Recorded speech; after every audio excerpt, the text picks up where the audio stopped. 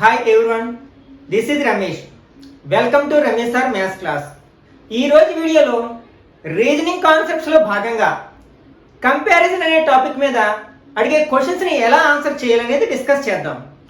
మీకు కనుక seating arrangement అనే టాపిక్ మీద ఒక సరైన అవగాహన ఉన్నట్లయితే మనకి కంపారిజన్ అనే టాపిక్లో అడిగే క్వశ్చన్స్ని చాలా ఈజీగా ఆన్సర్ చేయొచ్చు అనమాట. ఇక్కడ మనకి ఈ కంపారిజన్కి సంబంధించిన క్వశ్చన్స్ అనేవి మనకి హైట్స్ని బేస్ చేసుకుని ఇవ్వచ్చు, లేకపోతే వెయిట్స్ని బేస్ చేసుకుని ఇవ్వచ్చు, లేకపోతే మార్క్స్ని కానీ ర్యాంక్స్ని కానీ బేస్ చేసుకుని అడగచ్చు అనమాట.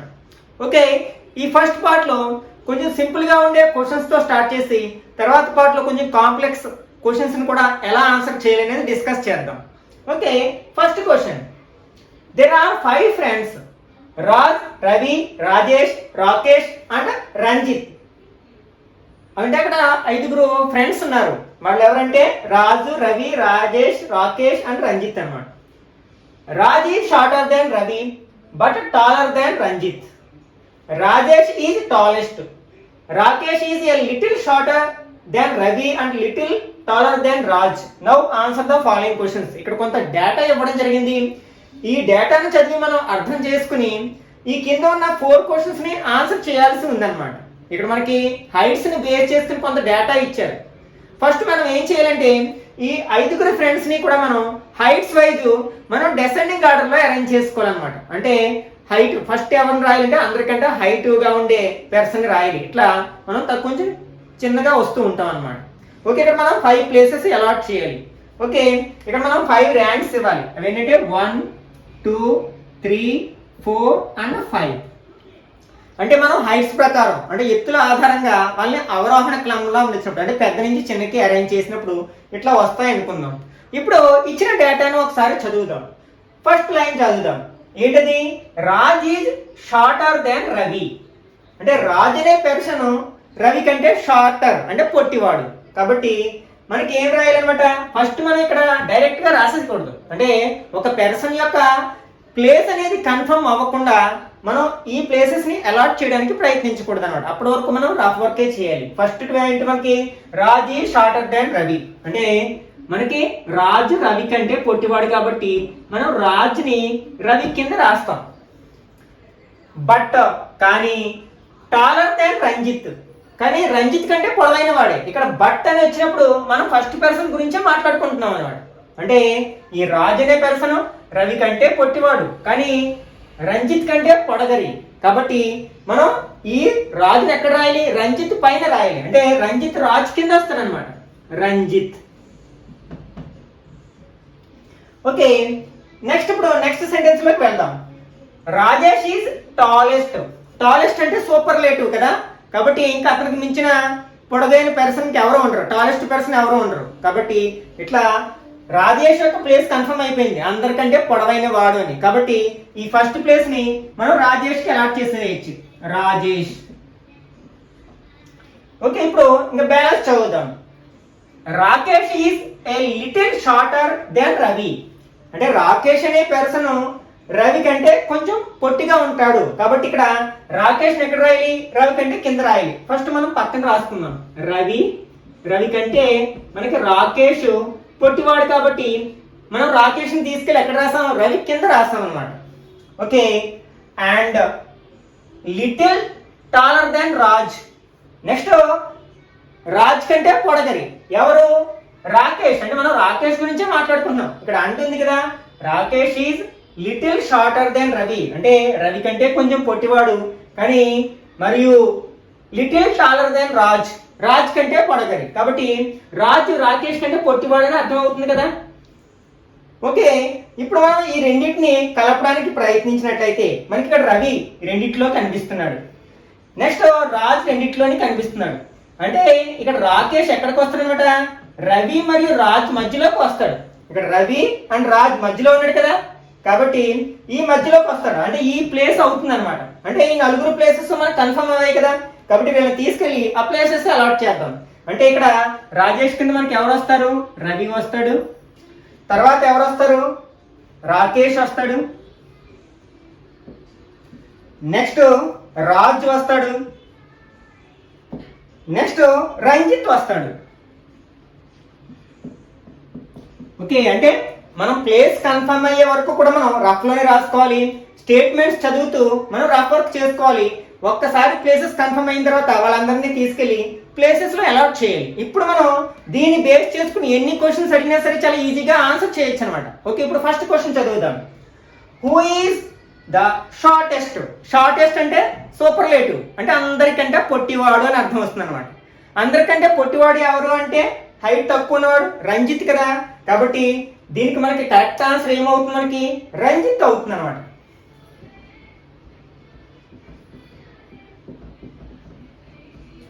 Okay, next question. Who is the second tallest? అంటే హైట్స్ ప్రకారం వాటిని డిసెండింగ్ ఆర్డర్ లో అరేంజ్ చేసినప్పుడు, అంటే అవరోహణ క్రమంలో అమర్చినప్పుడు సెకండ్ పర్సన్ ఎవరు అంటే మనకి సెకండ్ పర్సన్ ఎవరు, రవి కదా. కాబట్టి దీని ఆన్సర్ ఏమవుతుంది అనమాట, రవి అవుతుంది. Next third question. If they stand in the order of their heights, అంటే వాళ్ళందరూ కూడా వాళ్ళ హైట్స్ ప్రకారం నించున్నట్లయితే who will be in the middle? అంటే మధ్యలోకి వచ్చే పర్సన్ ఎవరు, కరెక్ట్ గా మిడిల్ లో నుంచునే పర్సన్ ఎవరంటే మనకి థర్డ్ పర్సన్ కదా. కాబట్టి ఎవరంటే రాకేష్ అవుతాడు అనమాట. అంటే దీని ఆన్సర్ ఏమవుతుంది, Rakesh. Next fourth question. Who is taller than Rakesh and shorter than Rajesh? అంటే రాకేష్ కంటే పొడవైన వాళ్ళు, రాజేష్ కంటే పొట్టి వాళ్ళు. దాని అర్థం ఏంటి, వాళ్ళిద్దరి మధ్యలో ఉన్న పర్సన్ ఎవరు, రాకేష్ రాజేష్. రాకేష్ రాజేష్ వీళ్ళిద్దరి మధ్యలో ఉన్న పర్సన్ ఎవరు, రవి కదా. కాబట్టి దీని ఆన్సర్ ఏమవుతుందన్నమాట, రవి అవుతుంది అనమాట. ఇట్లా మనం ఇచ్చిన డేటాను కరెక్ట్ గా చదువుకుని మనం ఫస్ట్ వాళ్ళని అసెండింగ్ ఆర్డర్ లో కానీ డిసెండింగ్ ఆర్డర్ లో కానీ అరేంజ్ చేసినట్లయితే అప్పుడు మనం ఈజీగా ఇచ్చిన క్వశ్చన్స్ ని, అడిగిన క్వశ్చన్స్ ని ఆన్సర్ చేయొచ్చు అనమాట. ఓకే, ఇప్పుడు సెకండ్ క్వశ్చన్ చూద్దాం. Among 5 boys, Vineet is taller than Manik, but not tall as Ravi. Jacob is taller than Dilip, but shorter than Manik. Who is the tallest in their group? ఇక్కడ కూడా మనకి 5 boys ఉన్నారు కాబట్టి 5 places allot చేద్దాం. 1 2 3 4 5. Okay, ఇప్పుడు data చదువుదాం. First ఏంటి, Vineet is taller than Manik. అంటే మానిక్ అంటే వినీత్ పొడవైన వాడు కాబట్టి Vineet. Next Manik. Next but not as tall as Ravi. అంటే ఇక్కడ మనం వినీత్ గురించి మాట్లాడుకున్నాం. బట్ అని వచ్చిన అండ్ అని వచ్చిన మనం ఏంటంటే ఫస్ట్ పర్సన్ గురించే మాట్లాడుకుంటున్నాం కదా. కాబట్టి వినీత్ గురించే మాట్లాడుకున్నాం. వినీత్ అనే పర్సన్ మానిక్ అంటే పొడవైన వాడు, but not as tall as Ravi. అంటే అయినప్పటికీ రవి కంటే పొడవైన వ్యక్తి కాదు. అంటే ఇక్కడ రవి పొడవైన వాడని వినీత్ కంటే, కాబట్టి ఈ రవి పైన వస్తారనమాట. Next Jacob is taller than Dilip. Jacob, ఇక్కడ మనకి జాకోబ్ రాలేదు కదా, పక్కన రాద్దాం. ఈజ్ టాలర్ దాన్ దిలీప్ అంటే జాకోబ్ దిలీప్ కంటే టాలర్, పొడవైన వాడు.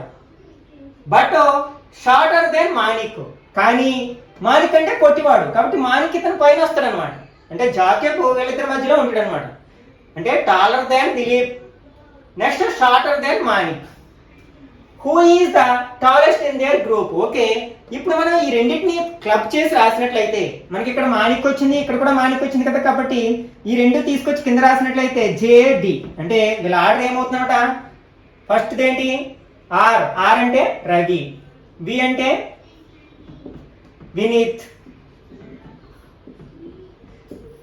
నెక్స్ట్ ఎం అంటే మానిక్, నెక్స్ట్ జే అంటే జాకోబ్, నెక్స్ట్ డి అంటే దిలీప్. ఇప్పుడు మనం ఎన్ని క్వశ్చన్ అడిగినా సరే ఆన్సర్ చేసేసేయచ్చు. ఈ మనం డయాగ్రామ్ ఈ ఆర్డర్ని బేస్ చేసుకుని మనకు అడిగింది ఒకే క్వశ్చన్ ఏంటంటే who is the tallest in there group. అంటే వీళ్ళందరిలోకి టాలెస్ట్ పర్సన్ ఎవరంటే రవి కదా, అందరికంటే టాలెస్ట్ పర్సన్. కాబట్టి దీనికి కరెక్ట్ ఆన్సర్ ఏమవుతుంది అనమాట, రవి అవుతుంది అనమాట. ఓకే, థర్డ్ క్వశ్చన్ చూద్దాం ఒకసారి. A B C D and E are 5 friends. A is shorter than B but taller than E. Okay, ఇక్కడ కూడా మనకి 5 ఫ్రెండ్స్ ఉన్నారు కాబట్టి 5 ప్లేసెస్ అలాట్ చేద్దాం. 1 2 3 4 5. ఎక్కువ క్వశ్చన్స్ ఉన్నప్పుడు మనం ఇలా అరేంజ్ చేసుకుంటే బెటర్. మనకి డైరెక్ట్ ఒకే క్వశ్చన్ అడిగితే మనం ఈజీగా ఆన్సర్ చేసేసేయచ్చు ఇలా రాయవసరం లేకుండానే. ఓకే, ఫస్ట్ ఏ ఈ షార్టర్ దాన్ బి. ఏ ఈ షార్టర్ దాన్ బి. షార్టర్ అంటే పొట్టివాడు ఏ అనే పర్సన్ బి కంటే. But taller than E. E కంటే పొడగరి అంటే ఈ పైన వస్తాడు A. Next C is tallest. Tallest అంటే ఇంక అందరికంటే పొడవైన వాడు, ఇంకా సూపర్లేటివ్ కదా, కాబట్టి ఫస్ట్ ప్లేస్ ఎవరికి ఇచ్చేయచ్చు మనం, సికి ఇచ్చేసేయచ్చు. Next D is shorter than B. D is shorter than B అంటే బి కంటే పొట్టివాడు. అండ్ టాలర్ దాన్ ఏ అంటే ఏ కంటే పొడగరి. Next who has 2 persons taller and 2 persons shorter than him అంటే ఏ పర్సన్ కంటే ఇద్దరు పొడుగ్గాను ఇద్దరు పొట్టిగాను ఉంటారంటే మధ్యస్థంగా ఉండే వ్యక్తిని మనం ఫైండ్ అవుట్ చేయాలన్నమాట. ఓకే, ఇప్పుడు ఈ రెండిట్లో కామన్గా ఏముంది, బి ఉంది, ఏ ఉంది. ఈ బికి ఏకి మధ్యలో డి రావాలి అంటే ఈ ప్లేస్ డిది అనమాట. అంటే ఇప్పుడు నలుగురు ప్లేసెస్ మనకి కన్ఫర్మ్ అవ్వాయి కదా, ఆల్రెడీ ఫస్ట్ ప్లేస్ సికి అలాట్ చేసాం కాబట్టి ఈ నలుగురిని తీసుకెళ్లి దాని కింద రాసినట్లయితే ఇక్కడ మనకి బి వస్తుంది, తర్వాత ఎవరు డి, తర్వాత ఏ అండ్ ఈ. ఇప్పుడు మనం ఆన్సర్ ఏం చేయాలి అంటే ఇద్దరికంటే పొట్టివాడు ఇద్దరికంటే పొడవైన వాడు అంటే మధ్యస్థంగా మిడిల్లో ఉండే పర్సన్ ఎవరు మనకి డి కదా, కాబట్టి ఈ క్వశ్చన్ యొక్క కరెక్ట్ ఆన్సర్ ఏమవుతుంది అనమాట, డి అవుతుంది అన్నమాట. Okay, next fourth question. Each of 6 friends has a different weights. They are A, B, C, D, E and F. ఇక్కడ 6 friends ఉన్నారు, వాళ్ళు ఎవరంటే A, B, C, D, E, F. ఇక్కడ నేమ్స్ కూడా ఉండొచ్చు. ఇక్కడ మనకి డేటా ఇచ్చారు ఏంటంటే C is heavier than E but lighter than F. B is lighter than only A. E is not the lightest weight person. The weight of E is 50 kg. The one who heaviest third person having a weight of 63 kg. Then answer the questions అని ఇక్కడ మనకి 3 questions ఇవ్వడం జరిగింది. First మనం వాటిని ascending ఆర్డర్లో కానీ descending ఆర్డర్లో కానీ అరేంజ్ చేయడానికి ప్రయత్నిద్దాం. అంటే డిసెండింగ్ ఆర్డర్ రాద్దాం, అవరోహణ క్రమంలో రాద్దాం. అంటే ఎక్కువ బరువు ఉన్న వాళ్ళని పైన రాసి తక్కువగా ఉన్న వాళ్ళని కింద రాసుకుంటూ వచ్చినట్లయితే ఇక్కడ మనకి టోటల్ ఎంతమంది ఫ్రెండ్స్ ఉన్నారంటే 6 ఫ్రెండ్స్ ఉన్నారు కదా, వాళ్ళు ఏంటి ABCDEF అంటే మనం 6 ప్లేసెస్ అలాట్ చేయాలి. 1 2 3 4 5 6. ఓకే, ఇప్పుడు మనం ఒకసారి డేటాను చదివినట్లయితే ఫస్ట్ ఏంటంటే C is heavier than E అంటే C అనే పర్సన్ E కంటే బరువైన వ్యక్తి కాబట్టి C ని పైన రాస్తే కింద ఎవరు వస్తారు మనకి E వస్తారు. బట్ లైటర్ దాన్ F ఇక్కడ మనం ఎవరి గురించి మాట్లాడుతున్నాం అంటే C గురించే మాట్లాడుతున్నాం. ఈ పర్సన్ ఈ కంటే హెవియర్ బరువైన పర్సన్ కానీ F కంటే లైటర్ తేలికైన పర్సన్ కాబట్టి C పైన ఎవరు రాయాలి మనం F ని రాయాలన్నమాట. ఇంకా వీళ్ళు ఏ ప్లేస్ లో ఉంటారో మనకు కన్ఫర్మ్ కాలేదు కాబట్టి నెక్స్ట్ స్టెప్ లోకి వెళదాం. తర్వాత B is lighter than only A అంటే B అనే పర్సన్ ఏ కంటే మాత్రమే తక్కువ బరువు ఉన్నవాడు అనమాట. ఇంకా ఎవరికంటే మిగిలిన అందరికంటే కూడా ఎక్కువ బరువు ఉన్నవాడు అని అర్థం. అంటే B is lighter than only A కంటే మాత్రమే తక్కువ బరువు కలిగి ఉన్నాడు, మిగిలిన వాళ్ళందరికంటే ఎక్కువ బరువుని కలిగి ఉన్నాడు. అంటే దీన్ని బట్టి మనం అర్థమైపోతుంది, ఈ 2 ప్లేస్లు అర్థమైపోతున్నాయి. అంటే B పైన ఇంకా ఏ ఒక్కడే ఉంటాడు, మరొక పర్సన్ వచ్చే అవకాశం లేదు. ఎందుకంటే ఏ కంటే మాత్రమే తక్కువ బరువుని కలిగి ఉన్నాడు కాబట్టి వీళ్ళిద్దరి ఫస్ట్ ప్లేసెస్ అని అర్థమైపోతుంది కదా. కాబట్టి మనకి A B అని వీళ్ళిద్దరి ప్లేసెస్ మనం ఫిక్స్ చేయొచ్చు అనమాట. Next E is not the lightest weight. Next E అనే పర్సన్ లైటెస్ట్ పర్సన్ కాదు అంటే అందరికంటే తక్కువ బరువు ఉన్న వ్యక్తి కాదనమాట. అంటే ఇతని కంటే తక్కువ బరువు ఉన్న వ్యక్తి మరొకరు ఉన్నారు, ఒకరు ఉండొచ్చు ఇద్దరు ఉండొచ్చు అనమాట. ఇతను మాత్రం తక్కువ బరువు ఉన్న వ్యక్తి కాదనమాట. ఇక్కడ మనకి వరుసగా 3 ప్లేసెస్ ఉన్నాయి, ఇక్కడ మనం 4 ప్లేసెస్ లో అలాట్ చేయాలి. వీళ్ళు ముగ్గురు వరుసగా ఉన్నారు కదా FCE, మనం ఇక్కడ రాయకూడదు, ఈ 4 5 6 లో రాయకూడదు. ఎందుకంటే ఈ అనే పర్సన్ లైటెస్ట్ పర్సన్ కాదు కదా, కాబట్టి లాస్ట్ పర్సన్ లోకి వచ్చే ఛాన్స్ లేదు. కాబట్టి వీళ్ళు ముగ్గురు మనకి 3 4 5 లోకి వస్తారనమాట. అంటే FCE ఎందుకంటే ఈ అనే పర్సన్ లైటెస్ట్ పర్సన్ కాదు, అందరికంటే తక్కువ బరువు ఉన్న వ్యక్తి కాదు కావాలి. ఇంకా మనకి మిగిలిపోయిన పర్సన్ ఎవరు అంటే డి అనే పర్సన్ మిగిలిపోయాడు. అతను ఇంకా మనకు ఒకే ప్లేస్ ఉంది కదా, కాబట్టి ఈ 6th పొజిషన్ ఎవరిది అనమాట డి అనే పర్సన్ అనమాట. నెక్స్ట్ ఇక్కడ కొంచెం వెయిట్స్ కూడా ఇవ్వడం జరిగింది. ఏంటంటే ద వెయిట్ ఆఫ్ ఈ ఈజ్ 50 kg, అంటే ఈ యొక్క వెయిట్ 50 kgs అంట. కాబట్టి ఈ దగ్గర మనం 50 రాద్దాం. Next the one who heaviest third person, అంటే బరువైన వ్యక్తులలో మూడో వ్యక్తి అనమాట థర్డ్ పర్సన్. అంటే having a weight of 63 kgs, అంటే ఈ ఆర్డర్ లో థర్డ్ పర్సన్ యొక్క వెయిట్ 63 kgs అంట. ఇక్కడ థర్డ్ పర్సన్ ఎవరంటే ఎఫ్ కదా, ఇతని యొక్క వెయిట్ 63 kgs అన్నమాట. ఇప్పుడు మనం దీన్ని బేస్ చేసుకుని అడిగిన 3 క్వశ్చన్స్ ని ఆన్సర్ చేయడానికి ప్రయత్నిద్దాం. ఓకే, ఫస్ట్ క్వశ్చన్ ఏంటి? Which person has highest weight, అంటే ఎక్కువ, అందరికంటే ఎక్కువ బరువు ఉన్న వ్యక్తి ఎవరు అంటే టాప్ లో ఉన్న పర్సన్ కదా, అంటే ఏ. కాబట్టి నీ యొక్క కరెక్ట్ ఆన్సర్ ఏమవుతుందట? ఈ సెకండ్ ఆప్షన్ అవుతుంది, ఏ అవుతుంది అనమాట. Next second question, whose weight could be possibly 48 kgs, అంటే ఎవరి వెయిట్ 48 kgs అవ్వడానికి ఛాన్స్ ఉంది అని. ఇక్కడ మనకి ఈ ఏ బిల యొక్క వెయిట్లు 63 కంటే ఎక్కువ ఉంటాయి, కాబట్టి వాళ్ళిద్దరి అవడానికి ఛాన్స్ లేదు. నెక్స్ట్ సి యొక్క వెయిట్, ఇతని యొక్క వెయిట్ కూడా 50 కంటే ఎక్కువగా ఉండడానికే ఛాన్స్ ఉంది. ఎందుకంటే అతను ఈ కంటే బరువైన వ్యక్తి కాబట్టి. ఇది మనకి ఎంత? 48 kgs. ఇది 50 కంటే తక్కువగా ఉంది కదా, కాబట్టి ఖచ్చితంగా ఈ 48 kgs ఎవరి యొక్క వెయిట్ అవ్వాలి? డి యొక్క వెయిట్ అవ్వడానికి మాత్రమే ఛాన్సెస్ ఉన్నాయన్నమాట. ఇంకెవరి వెయిట్ అవ్వడానికి ఛాన్సెస్ లేవు. కాబట్టి దీని ఆన్సర్ ఏమవుతుందంటే సెకండ్ ఆప్షన్ డి అవుతుంది అన్నమాట. Next third question, what is the possible weight of C, అంటే మనకి సి యొక్క వెయిట్ ఎంత అవడానికి అవకాశం ఉంది అంటున్నారు. ఇక్కడ మనకి సి ఎవరెవరి మధ్యలో ఉన్నాడు? ఎఫ్ కి ఈకి మధ్యలో ఉన్నారు. వాళ్ళిద్దరి యొక్క వెయిట్లు కూడా మనకు తెలుసు. ఎఫ్ యొక్క వెయిట్ ఏమో 63 kgs, ఈ యొక్క వెయిట్ 50 kgs. అంటే వాళ్ళిద్దరి మధ్యలో ఉండాలి. అంటే మనకి 50 కంటే ఎక్కువ బరువును కలిగి ఉంటాడు, అలాగే 63 కంటే తక్కువ బరువును కలిగి ఉంటాడు. అంటే అతని వెయిట్ అనేది మనకి 50 కంటే మోర్ దాన్ 63 కంటే లెస్ దాన్ ఉండాలి. ఫస్ట్ ఆప్షన్ అబ్జర్వ్ చేసామంటే 63 కంటే ఎక్కువైపోయింది, కాబట్టి ఇది మనకి కరెక్ట్ ఆప్షన్ కాదు. Next second one 49 kgs. 49 అనేది 50 కంటే తక్కువ, అంటే కిందకి వెళ్ళిపోతుంది, కాబట్టి ఇది కూడా కరెక్ట్ ఆప్షన్ అవడానికి అవకాశం లేదు మనకి. Next third one 62 kgs. ఈ 62 అనే నెంబర్ 50కి 63కి మధ్యలో ఉంది కదా, కాబట్టి ఈ సి యొక్క వెయిట్ 62 kgs అవడానికి ఛాన్స్ ఉందన్నమాట. ఒకసారి మనం ఫోర్త్ ఆప్షన్ కూడా అబ్జర్వ్ చేసినట్లయితే 68 అనేది 63 కంటే పెద్దది కాబట్టి మనం పైకి వెళ్ళిపోతుంది, కాబట్టి ఇది కూడా మనకి సి యొక్క వెయిట్ అవడానికి అవకాశం లేదు. కాబట్టి ఇక్కడ థర్డ్ ఆప్షన్ అనేది కరెక్ట్ వన్ అవుతుంది అనమాట. Okay, next fifth question, A B C D and E scored different marks in a test.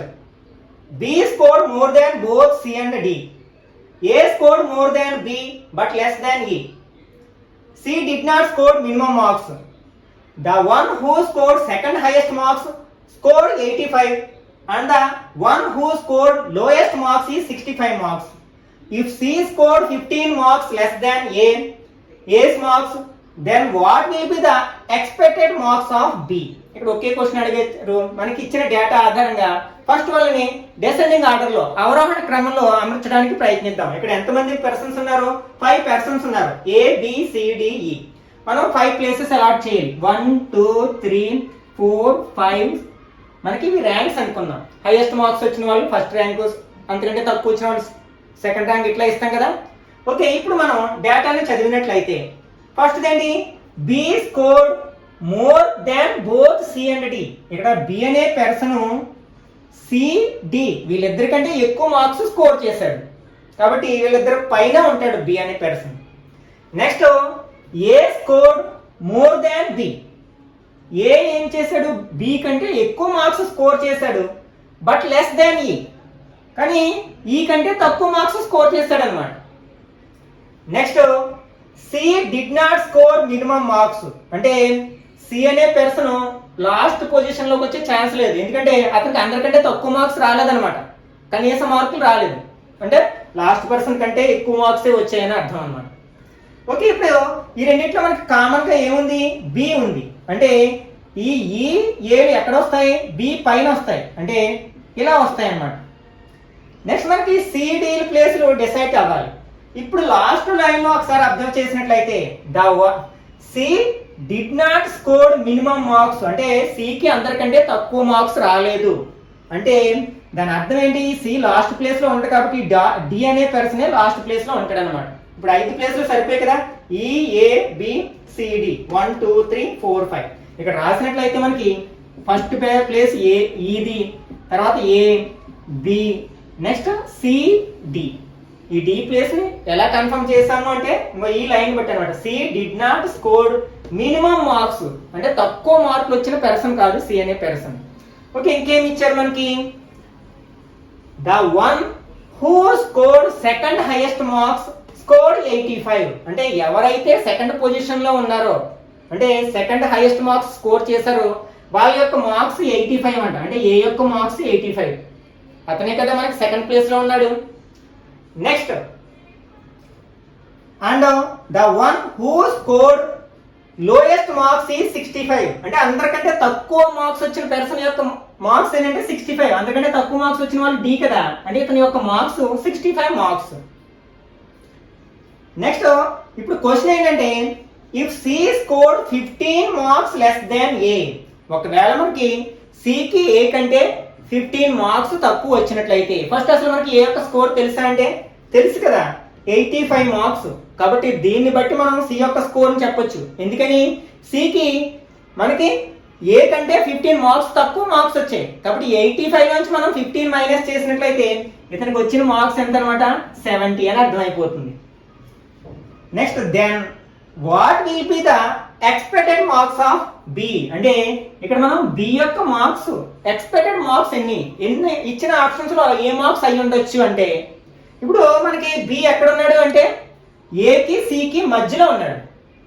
వీళ్ళిద్దరు మార్క్స్ మనకి తెలుసు కదా, ఏ యొక్క మార్క్స్ 85, సి యొక్క మార్క్స్ 70. అంటే మధ్యలో ఉంటారు మార్క్స్. ఇప్పుడు ఇచ్చిన ఆప్షన్స్ లోకి వెళ్ళినట్లయితే ఫస్ట్ మార్క్స్ ఏంటి? 91 అంటే ఈ రెండింటి మధ్యలోకి వచ్చే ఛాన్స్ లేదు కదా, ఈ 85 కంటే ఎక్కువ, కాబట్టి ఇది కరెక్ట్ ఆప్షన్ కాదు. Next, second 69. ఈ 69 అనేది 70 కంటే తక్కువ, కాబట్టి కిందికి వెళ్ళిపోయింది, ఈ మధ్యలోకి వచ్చే ఛాన్స్ లేదు కదా, కాబట్టి దీన్ని కూడా ఎలిమినేట్ చేయొచ్చు. నెక్స్ట్, థర్డ్ మార్క్స్, ఇది 78 మార్క్స్.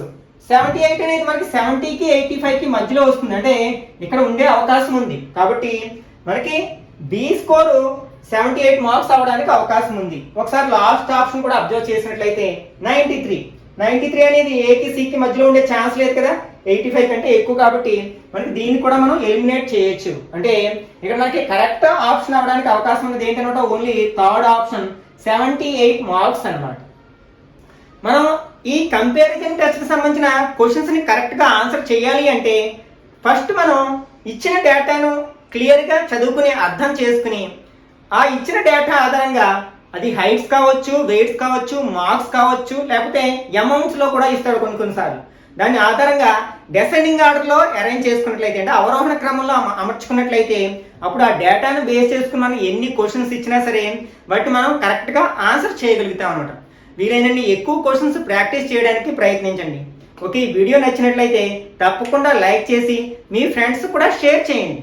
ఇట్లాంటి మరిన్ని వీడియోస్ కోసం ఛానల్ని సబ్స్క్రైబ్ చేసుకుని పక్కనే ఉన్న బెల్ ఐకాన్ని క్లిక్ చేసినట్లయితే నేను వీడియో పోస్ట్ చేసిన ప్రతిసారి మీకు నోటిఫికేషన్ రూపంలో తెలుస్తుంది. వెంటనే ఆ వీడియో చూసే అవకాశం ఉంటుంది. నెక్స్ట్ వీడియోలో మళ్ళీ కలుసుకుందాం. Till then, bye bye now.